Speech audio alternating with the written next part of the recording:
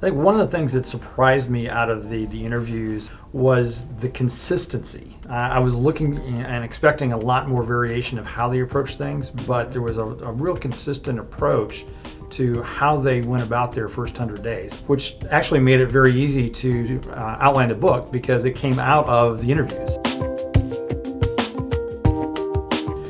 I think one of the reasons the CMO job is so difficult is it's so different from company to company. Some companies that's a very broad mandate, and some that's a very precise or narrow mandate. And if a CMO attacks their first 100 days with the wrong expectation, they're getting off to the wrong start and they're kind of doomed from the beginning.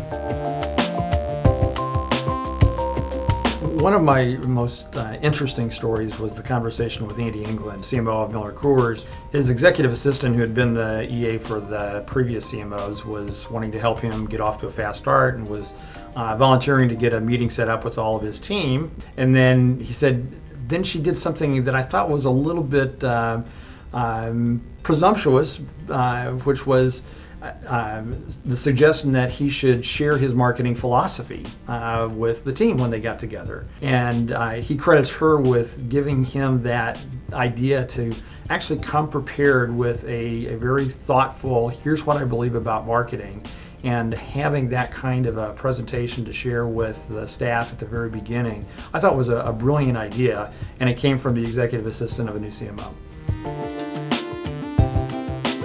Why 100 days? Well, the 100 days actually came out of the presidential timetable. There's a lot of emphasis when a new president takes office. What are they going to accomplish in their first 100 days? Generally, that's about the period when being the new person on the block is over. And after that, you're no longer the newbie and you're on the hook for solving the problems. But most companies will give you about a 100-day window of opportunity, so you really got to take advantage of it. I think as I was talking with CMOs primarily in putting this book together, I realized that the lessons from that are applicable to any marketing leader at pretty much any level. So I think the lessons from this will be good not only for new CMOs, but for aspiring CMOs.